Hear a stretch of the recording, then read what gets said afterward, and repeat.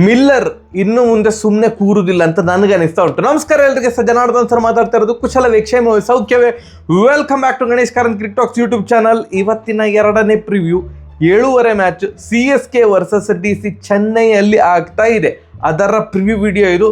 ನಾನು ಪ್ರೀವಿಯಸ್ ವಿಡಿಯೋದಲ್ಲಿ ಹೇಳಿದ ಹಾಗೆ ಇವತ್ತು ಪೋಸ್ಟ್ ಮ್ಯಾಚ್ ವಿಡಿಯೋ ಬರೋದಿಲ್ಲ, ನಾಳೆ ಬೆಳಿಗ್ಗೆ ಬರ್ತದೆ. ಯಾಕಂತಂದರೆ ನನಗೆ ಕಾರ್ಯಕ್ರಮ ಉಂಟು. ಮೂಡುಬಿದ್ರವ್ರು ಯಾರಾದರೂ ನೋಡ್ತಾ ಇದ್ದರೆ ನಿಮಗೆ ಪುರ್ಸೋತಿದ್ರೆ ಕ್ರಿಕೆಟ್ ಎಲ್ಲ ಅಷ್ಟು ಇಂಟ್ರೆಸ್ಟ್ ಇಲ್ಲ, ನಾವು ಫ್ರೀ ಆಗಿದ್ದೇವೆ ಅಂತಿದ್ರೆ ದಯವಿಟ್ಟು ಸ್ವರಾಜ್ ಮೈದಾನಕ್ಕೆ ಬನ್ನಿ, ಕಾನ್ಸರ್ಟನ್ನು ಎಂಜಾಯ್ ಮಾಡಿ. ಎಸ್, CSK ನೋಡಿ 3-3 ಸೋತಿದೆ. 3-3 ಸೋಲುದು ದೊಡ್ಡ ವಿಷಯ ಅಲ್ಲ, ಕೆಲವೊಂದು ಸಲ ಆಗ್ತದೆ, ಅಲ್ಲಿಂದ ಕಮ್ ಬ್ಯಾಕ್ ಯಾವ ತಂಡ ಕೂಡ ಮಾಡ್ಬೋದು. ಬಟ್ 3-3 ಸೋತಂತಹ ರೀತಿ ಆ ತಂಡದ ಒಂದು ಆತ್ಮಸ್ಥೈರ್ಯ ಅಂತ ಹೇಳ್ತಾರಲ್ಲ, ಕಾನ್ಫಿಡೆನ್ಸ್, ಅದನ್ನು ಪೂರ್ತಿ ಮೈನಸ್ ಮಾಡುವಂತಹ ಒಂದು 3 ಹೀನಾಯ ಸೋಲುಗಳು. ಫಸ್ಟ್ ಮ್ಯಾಚ್ ರಾಜಸ್ಥಾನ್ ವಿರುದ್ಧ 127ಕ್ಕೆ ಆಲ್ ಔಟ್ ಆದರು, ಮತ್ತು ಸರಿಯಾಗಿ ಹೊಡಿಸ್ಕೊಂಡ್ರು. ಸೆಕೆಂಡ್ ಮ್ಯಾಚ್ ಕೂಡ ಅದೇ ಥರದ ಕೆಟ್ಟ ರೀತಿಯಲ್ಲಿ ಸೋತರು. ಥರ್ಡ್ ಮ್ಯಾಚ್ RCB ಎಗೇನ್ಸ್ಟ್ ಸೋತಂತಹ ರೀತಿ, ಅದು ಕೂಡ 250 ರನ್ ಹೊಡಿಸ್ಕೊಂಡದ್ದು. ಲಾಸ್ಟ್ 5 ಓವರಲ್ಲಿ 97 ರನ್ ಬಿಟ್ಟು ಕೊಟ್ಟದ್ದು. ಓಯ್ಯೋ, ತೀರ ಕೆಟ್ಟದಾಗಿ ಆಡಿದ್ರು. ಟಾಪ್ ಆರ್ಡರ್ ಸ್ಯಾಮ್ಸನ್ ಆಡ್ತಾ ಇಲ್ಲ. 3 ಮ್ಯಾಚ್ ಆಯಿತು, 3 ಮ್ಯಾಚಲ್ಲೂ ಕ್ಲಿಕ್ ಆಗಲಿಲ್ಲ. ಅವರ ಕ್ಯಾಪ್ಟನ್ ಋತುರಾಜ್ ಗಾಯಕ್ವಾಡ್ ಕ್ಲಿಕ್ ಆಗಿಲ್ಲ. ಸೊ ಅನಗತ್ಯ ಪ್ರೆಷರ್ ಬೇರೆಯವರ ಮೇಲೆ ಬೀಳ್ತಾ ಉಂಟು. ಇಂತಹ 2 ಕ್ವಾಲಿಟಿ ಪ್ಲೇಯರ್ಸ್, ನಾ ಮತ್ತೆ ಪುನಃ ಹೇಳ್ತಾ ಇರೋದು, ಅಲಕ್ ಕ್ವಾಲಿಟಿ ಪ್ಲೇಯರ್ಸ್ ಇವರಿಬ್ರು ಕ್ಲಿಕ್ ಆಗದೇ ಇರೋದು, 3 ಮ್ಯಾಚಲ್ಲಿ ಕ್ಲಿಕ್ ಆಗದೇ ಇರೋದು ಇವರ ಸೋಲಿಗೆ ಮೇನ್ ರೀಸನ್ಸ್. ಬೇರೆದೆಲ್ಲ ಇರ್ತದೆ, ಬಟ್ ಇವರಿಂದ ತುಂಬ ನಿರೀಕ್ಷೆಯನ್ನು ಇಟ್ಟುಕೊಂಡಿದ್ದಾರೆ CSK ಮ್ಯಾನೇಜ್ಮೆಂಟ್. ಎಸ್ಪೆಷಲಿ ಸ್ಯಾಮ್ಸನ್ 18 ಕೋಟಿ ಕೊಟ್ಟು ಟ್ರೇಡಿಂಗಲ್ಲಿ ತಗೊಂಡ್ಮೇಲೆ ಇವ್ರು ಎಂತ ಮಾರ್ರೆ, ಈ ಥರದ ಆಟ ಇವರಿಂದ ಬರ್ತದೆ. ಅದು ಎಸ್ಪೆಷಲಿ T20 ವರ್ಲ್ಡ್ ಕಪ್ಪಲ್ಲಿ ಇಂಥ ಒಂದು ಪ್ರಚಂಡ form, quarter final, semifinal, final, ಇಂಥ ಮ್ಯಾಚ್ಗಳಲ್ಲಿ 3 ಮ್ಯಾಚ್ಗಳಲ್ಲಿ ಜಬರ್ದಸ್ತ್ ಪ್ರದರ್ಶನ ಕೊಟ್ಟಂಥ ಸ್ಯಾಮ್ಸನ್ ಅವರು ಸಡನ್ ಔಟ್ ಆಫ್ ಫಾರ್ಮ್ ಆಗ್ತಾರೆ ಅಂತಂದರೆ ಸ್ವಲ್ಪ ಟೆನ್ಷನ್ ಆಗಿ, ಸ್ವಲ್ಪ ಅಲ್ಲ ತುಂಬ ಟೆನ್ಷನ್ ಆಗ್ತದೆ CSK ಮ್ಯಾನೇಜ್ಮೆಂಟಿಗೆ. ಇದು ಎಂತ ಅಣ್ಣ ಅಂತ. ಹಾಗೆಯೇ ಋತುರಾಜ್ ಗಾಯಕ್ವಾಡ್ 3 ಮ್ಯಾಚಲ್ಲಿ ಏನೂ ಫಾರ್ಮ್ ಇಲ್ಲ, ಅವರಿಬ್ರು ಕ್ಲಿಕ್ ಆಗಲೇಬೇಕು.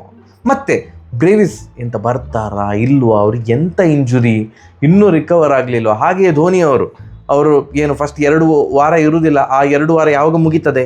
ಧೋನಿಯವರು ಬಂದರೆ ಆಲ್ ಆಫ್ ಅ ಸಡನ್ ಆ ಒಂದು ಬಾಡಿ ಲ್ಯಾಂಗ್ವೇಜಲ್ಲಿ ಡಿಫ್ರೆನ್ಸ್ ಕಾಣಿಸ್ಕೊಳ್ತಿದೆ CSK ತಂಡದಲ್ಲಿ. ಸೊ ಇವರಿಬ್ಬರ ಒಂದು ಪಾತ್ರ ತುಂಬ ಉಂಟು. ಬ್ರೇವಿಸ್ ಮತ್ತು ಧೋನಿಯವರು ಬಂದರೆ ಏನೋ ಒಂದು ಸ್ವಲ್ಪ ಚೇಂಜಸ್ ಆಗ್ಬೋದು, ತಂಡದಲ್ಲಿ ಬದಲಾವಣೆ ಆಗ್ಬೋದು ಅಂತ ಎಲ್ಲರೂ ಕೂಡ ಅಂದುಕೊಳ್ತಾ ಇರೋದು. ಹಾಗೆಯೇ ಉರ್ವಿಲ್ ಪಟೇಲ್ ಅವರನ್ನು ಕೂರಿಸಿದ್ದಾರೆ. ಲಾಸ್ಟ್ ಸೀಸನಲ್ಲಿ ಇವರು CSK ಔಟ್ ಆಫ್ ಟೂರ್ನಮೆಂಟ್ ಆದಮೇಲೆ ಆಯುಷ್ ಮಾತ್ರೆ ಮತ್ತು ಉರ್ವಿಲ್ ಪಟೇಲಿಗೆ ಚಾನ್ಸ್ ಕೊಟ್ಟಿದ್ರು. ಅವರಿಬ್ಬರು ಭಾರಿ ಕ್ಲಿಕ್ ಆಗಿದ್ದರು. ಅಂತಹ ಒಂದು ಕ್ವಾಲಿಟಿ ಪ್ಲೇಯರ್, ಅಂತಹ ಒಂದು ಕೆಪಾಸಿಟಿ ಇರುವಂತಹ ಉರ್ವಿಲ್ ಪಟೇಲನ್ನು ಬೆಂಚಲ್ಲಿ ಕೂರಿಸೋದು ಎಷ್ಟರ ಮಟ್ಟಿಗೆ ಸರಿ ನಂಗೆ ಗೊತ್ತಿಲ್ಲ. ಈಗ ನೆಟ್ಸಲ್ಲಿ ಅವರು ಚಂದ ಮಾಡಿ ಆಡ್ತಾ ಇಲ್ಲದಿರ್ಬೋದು, ಯು ನೆವರ್ ನೋ. ನೆಟ್ಸಲ್ಲಿ ಕಾರ್ತಿಕ್ ಶರ್ಮಾ ಉರ್ವಿಲ್ ಪಟೇಲ್ಕಿಂತ ಭಾರಿ ಚಂದ ಮಾಡಿ ಆಡ್ತಿದ್ದಾರೆ ಏನೋ, ಬಟ್ ಗೊತ್ತಿಲ್ಲ. ಬಟ್ ಕಾರ್ತಿಕ್ ಶರ್ಮಾ ಅವರಿಗೆ ಚಾನ್ಸ್ ಕೊಟ್ಟು ಕೂಡ 14.2 crore ಕೊಟ್ಟು ಅವರನ್ನು ತೆಗೆದುಕೊಂಡು 3 ಮ್ಯಾಚ್ಗಳಲ್ಲಿ ಅವಕಾಶ ಕೊಟ್ಟರು ಕೂಡ ಅವರಿಂದ ಏನು ಕೂಡ ದೊಡ್ಡ ಇನ್ನಿಂಗ್ಸ್ ಬರಲಿಲ್ಲ. ಸೊ ಕಾರ್ತಿಕ್ ಶರ್ಮಾ ಅವ್ರನ್ನ ಕೂರಿಸಿ ಉರ್ವಿಲ್ ಪಟೇಲ್ ಅವ್ರನ್ನ ಆಡಿಸ್ತಾರ, ಯು ನೆವರ್ ನೋ. ಹಾಗೆಯೇ Prashant Veer, as last match RCB against ಚಂದ ಮಾಡಿ ಆಡಿದ್ದಾರೆ, ಸೊ ಅವ್ರನ್ನ ಕಂಟಿನ್ಯೂ ಮಾಡ್ಬೋದು. ಬಟ್ ಎಲ್ಲರ ಒಂದು ಬೆರಳು ಯಾರ ಕಡೆ ಮುಖ ಮಾಡಿರೋದು ಅಂತಂದರೆ ಗಾಯಕ್ವಾಡ್ ಅವ್ರ ಕಡೆ. ಯಾಕೆ ಪ್ರಶಾಂತ್ ವೀರ್ಗೆ ಬೌಲಿಂಗ್ ಕೊಡ್ತಾ ಇಲ್ಲ? ಪ್ರಶಾಂತ್ ವೀರ್ ಈಸ್ ಏನು like to like replacement, Jadeja ಅವರಿಗೆ ಲೈಕ್ ಟು ಲೈಕ್ ರಿಪ್ಲೇಸ್ಮೆಂಟ್, ಹಾಗೆ ಹೀಗೆ ಅಂತ ಹೇಳಿ ಬೌಲಿಂಗ್ ಯಾಕೆ ಮಾಡಿಸ್ತಾ ಇಲ್ಲ?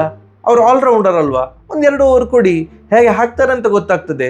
ಸ್ಟಾರ್ಟಿಂಗ್ ಆಫ್ ದಿ ಟೂರ್ನಮೆಂಟಲ್ಲಿ ನೀವು ಅವಕಾಶ ಕೊಡದೆ ಕೊನೆಗೆ ಅವಕಾಶ ಕೊಟ್ಟರೆ ಅದು ಇನ್ನೂ ಕೂಡ ಗಾಬರಿ.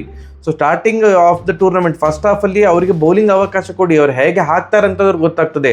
ಆಲ್ರೌಂಡರ್, ಪರಿಪೂರ್ಣ ಆಲ್ರೌಂಡರ್ ಅಲ್ವಾ ಇಲ್ವ ಅಂತಾರು ಗೊತ್ತಾಗ್ತದೆ. ಸೊ ಅವರಿಗೆ ಬೌಲಿಂಗ್ ಕೊಡದೇ ಇರೋದು ಒಂದು ಕ್ಯಾಪ್ಟನ್ಸಿ ಬಗ್ಗೆ ತುಂಬ ಕ್ವಶನ್ ಈಗ ಬರ್ತದೆ, ಯಾಕೆ ಅವರಿಗೆ ಬೌಲಿಂಗ್ ಕೊಡ್ತಾ ಇಲ್ಲ ಹಾಗೆ ಹೀಗೆ ಅಂತ. ಸೊ ಇದು ತಲೆನೋವಿನ ಒಂದು ಟೀಮ್ ಸದ್ಯಕ್ಕೆ ಆಗಿದೆ.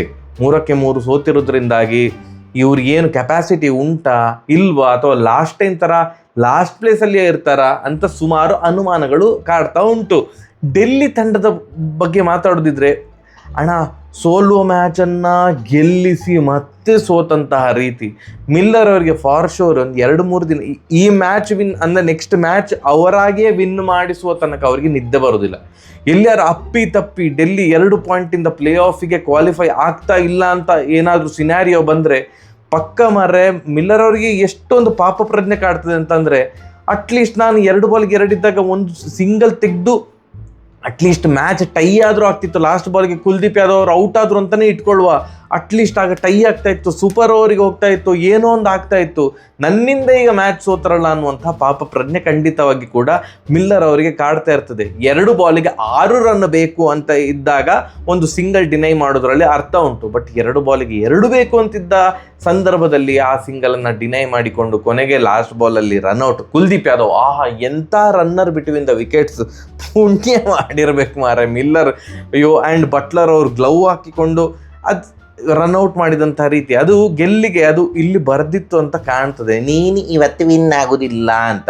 ಸೊ ಎಂತ ಮಾಡ್ಲಿಕ್ಕೆ ಆಗೋದಿಲ್ಲ. ಅದು ಈಗ ಸೌತ್ ಆಫ್ರಿಕಾ ಪ್ಲೇಯರ್ ಇವರು ಚೋಕ್, ಅದು ಎಲ್ಲ ಕೂಡ ಆ ಥರದ ಒಂದು ಟೀಕೆ ಟಿಪ್ಪಣಿಗಳು ಕೇಳಿ ಬಂದಿರ್ತದೆ.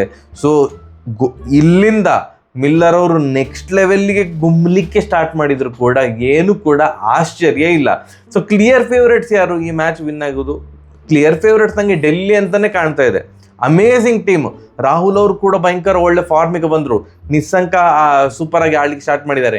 ನಿತೀಶ್ ರಾಣಾ ಜವಾಬ್ದಾರಿ ತೆಗೆದುಕೊಂಡು ಅವರು ಚಂದ ಮಾಡಿ ಆಡಲೇಬೇಕು. 3 ಮ್ಯಾಚ್ ಆಯ್ತು, ಅಂತ ಒಂದು ದೊಡ್ಡ ಸ್ಕೋರ್ ಬರಲಿಲ್ಲ. Sameer Rizvi all of a sudden first ಬಾಲೇ ಡಕ್ಔಟ್ ಆಗ್ತಾರೆ ಅಂತ ಯಾರು ಕೂಡ ಎಕ್ಸ್ಪೆಕ್ಟ್ ಮಾಡಿರಲಿಲ್ಲ.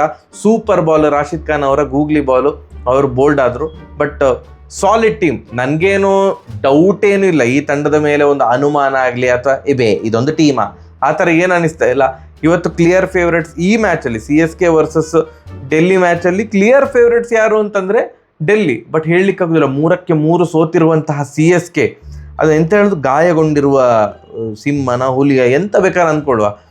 ಅದು ಈಗ ಸಡನ್ನ ಸ್ಯಾಮ್ಸನ್ ಗಾಯಕ್ವಾಡ್ ಎಲ್ಲ ಸೂಪರ್ ಆಗಿ ಕ್ಲಿಕ್ ಆದರೆ CSKಯನ್ನು ಕಟ್ಟಲಿಕ್ಕೆ ಸಾಧ್ಯ ಇಲ್ಲ.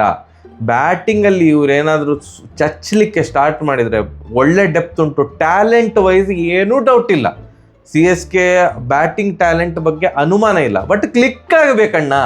ಕ್ಲಿಕ್ ಆಗದಿದ್ದರೆ, ಎಸ್ಪೆಷಲಿ ಸ್ಯಾಮ್ಸನ್ ಗಾಯಕ್ವಾಡ್ ಎಲ್ಲ ಕ್ಲಿಕ್ ಆಗದಿದ್ದರೆ ಏನೂ ಮಾಡಲಿಕ್ಕಾಗೋದಿಲ್ಲ. ಸ್ಯಾಮ್ಸನ್ನಿಂದ ತುಂಬ ದೊಡ್ಡ ಇನ್ನಿಂಗ್ಸ್ ಎಕ್ಸ್ಪೆಕ್ಟ್ ಮಾಡ್ತಿದ್ದೇನೆ ಇವತ್ತು.